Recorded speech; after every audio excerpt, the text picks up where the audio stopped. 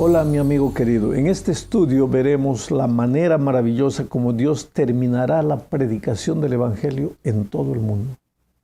Claro que desde el punto de vista humano, esta parece una misión imposible. Veamos la orden evangélica. Está registrada aquí en Mateo capítulo 28, versículos 18 al 20. Jesús se acercó y les habló diciendo: «Toda potestad me es dada en el cielo y en la tierra. Por tanto, id y haced discípulos a todas las naciones, bautizándolos en el nombre del Padre, del Hijo y del Espíritu Santo, y enseñándoles que guarden todas las cosas que os he mandado, y yo estoy con vosotros todos los días hasta el fin del mundo». Quisiera que te des cuenta que antes de hablar de la misión, Jesús habla de su poder. Toda potestad me es dada en el cielo y en la tierra, dice. Quiere decir, en la mente de Cristo no hay cumplimiento de la misión sin la participación del poder. Y el maestro no se refiere aquí al poder humano.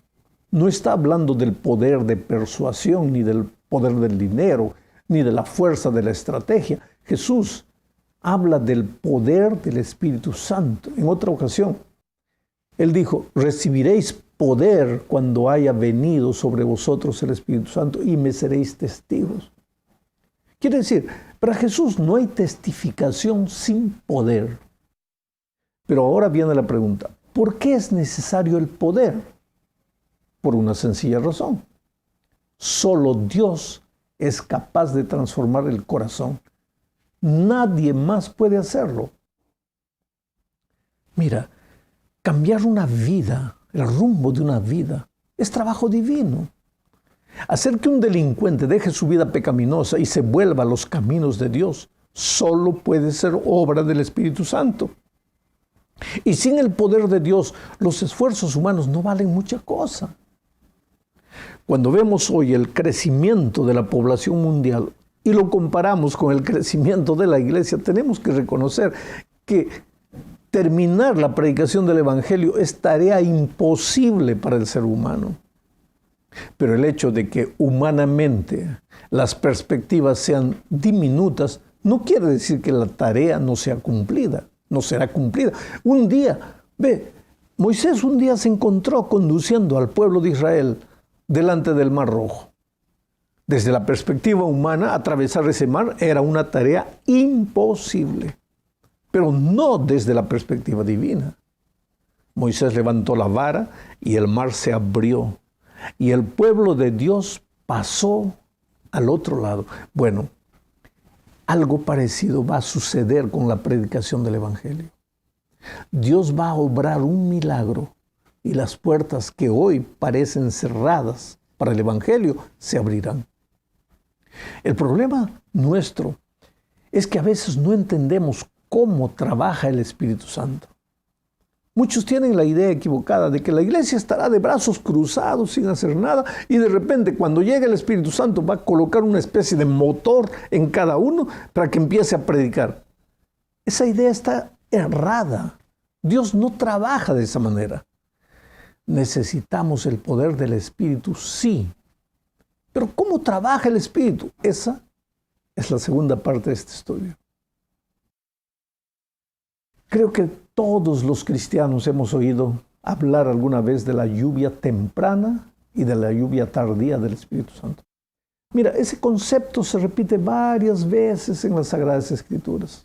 Por ejemplo, aquí en Joel capítulo 2, versículo 23 dice: «Vosotros también, hijos de Sión, alegraos y gozaos en Jehová vuestro Dios, porque os ha dado la primera lluvia a su tiempo y hará descender sobre vosotros lluvia temprana y tardía como al principio».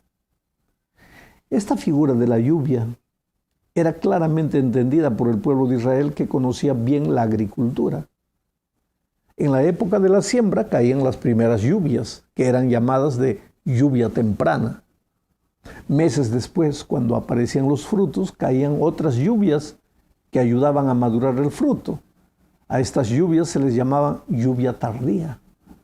Lo interesante es que Joel, después de hablar de las lluvias temprana y tardía, habla del Espíritu.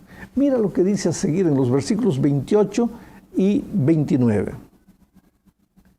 Después de esto, derramaré mi espíritu sobre todo ser humano y profetizarán vuestros hijos y vuestras hijas, vuestros ancianos soñarán sueños, vuestros jóvenes verán visiones. También sobre los siervos y las siervas derramaré mi espíritu en aquellos días. ¿Te das cuenta?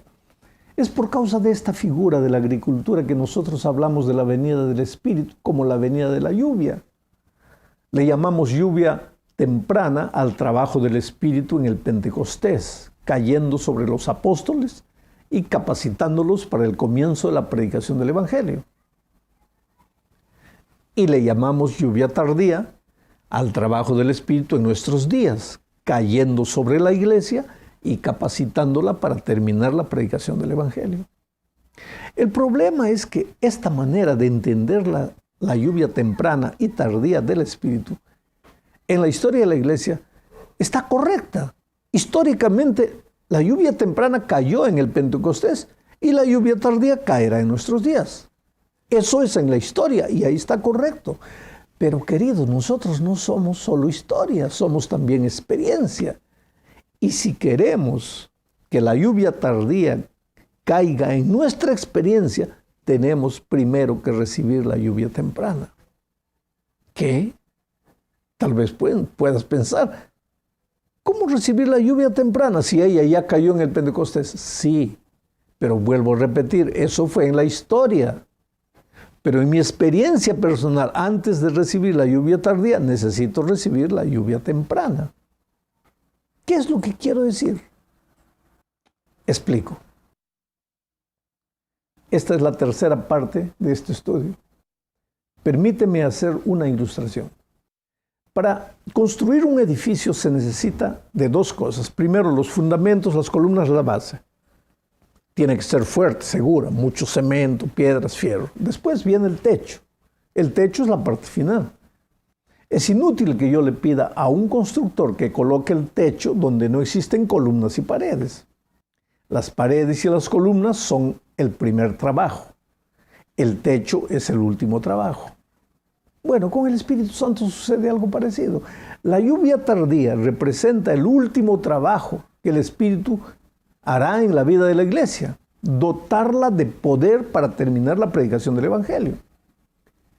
Pero para que el último trabajo sea realizado, primero tiene que ser hecho el primer trabajo, o sea, hay que recibir la lluvia temprana. ¿Cuál es ese primer trabajo del Espíritu Santo en la vida de la persona?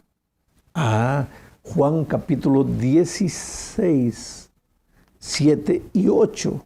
Responde, dice ahí, pero yo os digo la verdad, os conviene que yo me vaya, porque si no me voy, el Consolador no vendrá a vosotros, pero si me voy, os lo enviaré, y cuando Él venga, convencerá al mundo de pecado, de justicia y de juicio.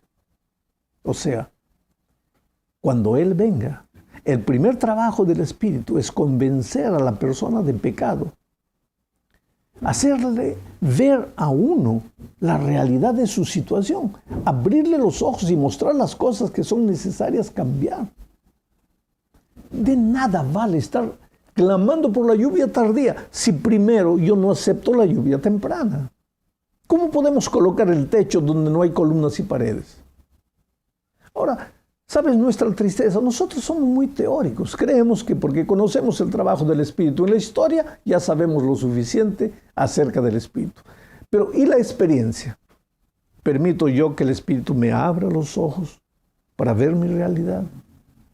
Lo interesante de todo esto es que en la medida que le hago caso al Espíritu en su primer trabajo en mi vida, yo me preparo para recibir la lluvia tardía, o sea, el poder del Espíritu.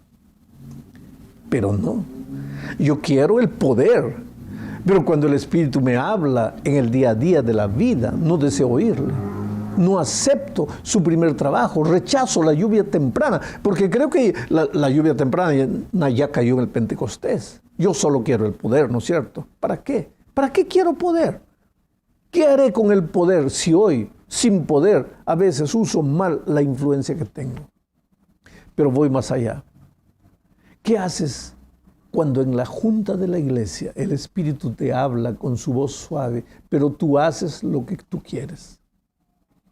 En una iglesia dividida, ¿crees que las personas oyen la voz temprana del Espíritu? Yo conocí una iglesia que se había dividido por causa de la construcción del templo.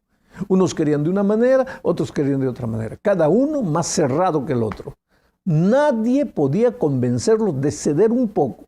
Si ambos cediesen, el problema estaría resuelto. Pero nadie quería hacerlo. Sin embargo, esa misma iglesia tenía un programa de ayuno y de oración una vez por mes. ¿Para qué? Para recibir la lluvia tardía del Espíritu Santo. ¿Entiendes lo que digo? Bueno, vamos a la cuarta parte de este estudio. Veremos aquí la figura del fuego. La Biblia usa muchas veces la figura del fuego para ilustrar el trabajo del Espíritu Santo. Pero también usa varias otras figuras, la del agua, la del viento, la paloma, el aceite y también el fuego, claro. El fuego tiene que ver con la luz. El fuego da luz y purifica. Cuando Moisés vio la zarza ardiendo, vio fuego y vio también la gloria de Dios. Elena de White dice que la gloria de Dios es su carácter. Ahora, esto es significativo porque al hablar del fuego del Espíritu, también se habla del bautismo del Espíritu. No sé si sabes que la palabra bautismo se menciona en la Biblia 80 veces y siempre refiriéndose a una inmersión completa en el agua. Entonces, al hablar del bautismo del Espíritu, estamos hablando de una inmersión completa en el Espíritu, en el fuego que representa el carácter de Jesucristo. O sea, el cristiano bautizado en el Espíritu es el cristiano que refleja el carácter de Jesucristo. El Espíritu ha tomado el control completo de su vida y puede decir, como San Pablo, ese cristiano puede decir, no vivo más yo, sino que Cristo vive en mí. Solo que esa experiencia solo será posible cuando cada miembro de la iglesia ore todos los días, más de lo que está orando, estudie la Biblia todos los días, más de lo que está estudiando, y traiga una persona para Cristo. De otro modo, caeremos en la contemplación mística, que es apenas devoción abstracta, sin contenido y sin firmeza. Terminamos este estudio enfatizando que cuando el carácter de Jesús fuere reproducido en su iglesia, la iglesia se transformará en un nido de amor, una especie de panal de miel de abeja, donde los pecadores serán atraídos por la gloria de Dios reflejada en la vida y en el carácter de los hijos de Dios. Amigo querido, el día está llegando cuando Jesús volverá a la tierra a ponerle un punto final a la historia del pecado. Antes de ese día, todos los pecadores habrán tenido la oportunidad de oír la voz de Dios a través del testimonio poderoso de cada miembro de iglesia. Cuando la iglesia haya aprendido a amar de verdad a las personas, nada detendrá la terminación de la predicación del Evangelio. Elena de White dice que si fuésemos corteses, amables, cariñosos, habría 100 conversiones donde hay una hoy día. El problema nuestro es que a veces estamos más empeñados en llevar la doctrina que en llevar el amor. Pero una persona solo puede llevar el amor cuando el amor habita en él. Y Dios es amor. Por eso nuestro cuerpo es templo de su Espíritu Santo. Ser bautizado en el Espíritu necesito, ¿para qué? Para amar de verdad. Y cuando la iglesia, todos los miembros, todos sean llenos de amor, pues seremos una iglesia que va a atraer a las personas. Yo me pregunto, ¿estoy permitiendo que el Espíritu Santo realice en mi vida su obra maravillosa de transformación? Esa es una pregunta que solo yo puedo responder. Y tú también la puedes responder para ti. Que Dios te bendiga.